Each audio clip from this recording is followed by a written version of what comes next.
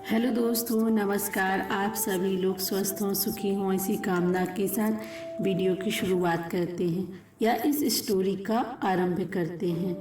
तो दोस्तों, आप कहते हैं कि श्री कृष्ण और राधा एक दूसरे से प्यार में कुछ इस कदर दीवाने थे कि चोट एक को लगती थी तो दर्द दूसरे को होता था। पर क्या आप जानते हैं, एक बार कुछ ऐसा हुआ जिसकी वजह से कृष्ण ने राधा को श्राप दे दिया था। पर सोचने वाली बात यह है कि श्री कृष्ण ने प्राणों से भी ज्यादा प्यारी अपनी राधा को इतना भयंकर श्राप क्यों दिया। तो आइए इस कथा के माध्यम से जानते हैं। एक प्रचलित कथा की माने तो सृष्टि से पहले पवित्र गोलोक धाम में रहते हुए एक बार राधा रानी के मन में ये ख्याल आया कि क्यों ना मैं भी एक संतान पैदा करके माँ बनने का सौभाग्य प्राप्त करूं। देवी राधा रानी की इच्छा के अनुसार ऐसा हुआ भी। अपने तेज से राधा रानी को एक पुत्र की प्राप्ति हुई जो सुंदरता पर बिल्कुल अब उनके जैसा ही मनमोहक था। उस बालक के साथ राधा अपना सारा समय हंसते खेलते बिताती थी। एक बार राधा ने अपने पुत्र को गोद में लिए खिला रही थी कि तभी उस नन्हे से बालक ने जमाई ली और राधा की नजर जब उस बालक के मुंह के अंदर पड़ी तो उसमें उन्हें पंचभूत आकाश, पेड़ पौधे, पर्वत, अहंकार, प्रकृति, स्त्री पुरुष सभी दिखाई दिए। अपने बालक के मुंह में सारा ब्रह्मांड देखकर राधा रानी चौंक गई, लेकिन वो इस बात को समझ गई कि मेरा ये बालक बेहद तेजस्वी और विराट है। ऐसे में वो यहाँ कैसे रह पाएगा। अब राधा रानी को ये चिंता सताने लगी कि वो अपने विराट पुत्र को कहाँ रखें।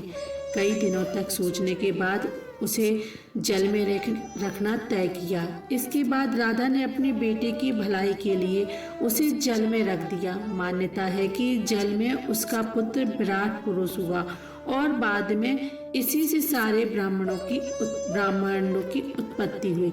लेकिन पता नहीं कहाँ से ये बात श्री कृष्ण को पता चल गई और राधा का अपने पुत्र के लिए ऐसा व्यवहार उन्हें बिल्कुल पसंद नहीं आया। दरअसल श्री कृष्ण को ये बात अच्छी नहीं लगी कि राधा ने अपने छोटे से पुत्र को इस तरह जल में रख दिया। अपने बेटे के लिए माता का ये व्यवहार कृष्ण से सहा नहीं गया और क्रोध में आकर उन्होंने राधा रानी को ये श्राप दे दिया कि भविष्य में कभी तुम्हें संतान नहीं होगी और ना ही तुम कभी भी गर्भ धारण कर पाओगी। कहते हैं कि इस श्राप की वजह से राधा रानी का एक नाम कृसोदरी भी पड़ा, क्योंकि उनका पेट कभी बढ़ता नहीं है। दोस्तों, ये तो हुई राधा रानी की माँ बनने की अनोखी कहानी जो आपने पहले कभी नहीं सुनी होगी। वहीं राधा से जुड़ी एक बात ऐसी और भी है जिसका जिक्र बहुत कम होता है और वो है राधा जी की मृत्यु से जुड़ी बात। आपने सुना होगा कि श्री कृष्ण के पैर पर तीर लगने की वजह से उनकी मृत्यु हो गई थी। लेकिन क्या आप जानती हैं कि राधा रानी की मृत्यु कैसे हुई थी? दरअसल श्री कृष्ण वृंदावन छोड़कर जा रहे थे। उस समय सबको ये पता था कि अब वो लौटकर वापस नहीं आएंगे। उनके जाने के बाद राधा रानी बस हर पल उन्हीं को याद किया करती थी। उधर दूसरी तरफ श्री कृष्ण के मन में भी राधा का ख्याल एक पल के भी नहीं जाता था। इसी तरह एक दूसरे की याद के सहारे दोनों ने अलग अलग रहकर सालों बिता दिए। लेकिन एक बार राधा को कृष्ण की इतनी याद आई कि उनसे रहा नहीं गया और वे उनसे मिलने द्वारका आ गई। राधा को अपने सामने पाकर श्री कृष्ण की आंखें नम हो गईं और वे उन्हें देखने लगे। दूसरी तरफ श्री कृष्ण को सामने देखकर राधा एक बार फिर से जाग जी उठी। इसके बाद श्री कृष्ण ने राधा से द्वारका में रुकने का निवेदन किया। कृष्ण की बात मानकर राधा वहीं रुक गई और महल में के कामकाज में हाथ बटाने लगी। इन सब के बीच जो थोड़ा बहुत समय मिलता उनसे वे कृष्ण के दर्शन कर लेती। पर धीरे धीरे राज्य के कारभार में कन्हैया व्यस्त होने लगे, जिस वजह से राधा उनसे वो जुड़ाव महसूस नहीं कर पा रही थी जो वो उनसे करती थी। तब राधा ने तय किया कि वो वापस वृंदावन वृंदावन चली जाएंगी। वृंदावन वापस आकर भी राधा सिर्फ कान्हा का नाम ही लिया करती थी। कुछ ही समय में राधा की तबीयत खराब होने लगी और वो बेहद कमज़ोर पड़ने लगी।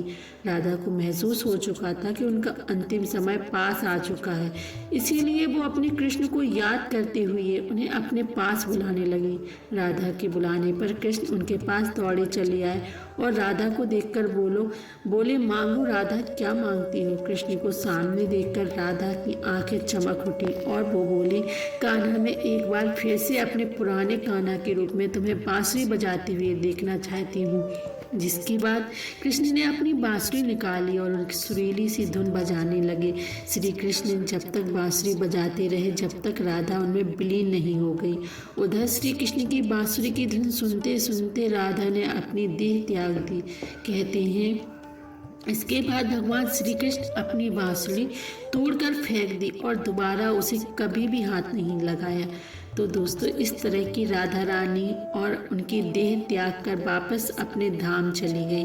धन्यवाद दोस्तों। अगर आपको ये वीडियो या ये टॉपिक अच्छा लगा हो तो प्लीज़ इस वीडियो को लाइक कीजिए, शेयर कीजिए, चैनल को सब्सक्राइब कीजिए। अगर कोई गलती हो गई हो तो प्लीज़ आप कमेंट बॉक्स में लिखकर ज़रूर बताइएगा।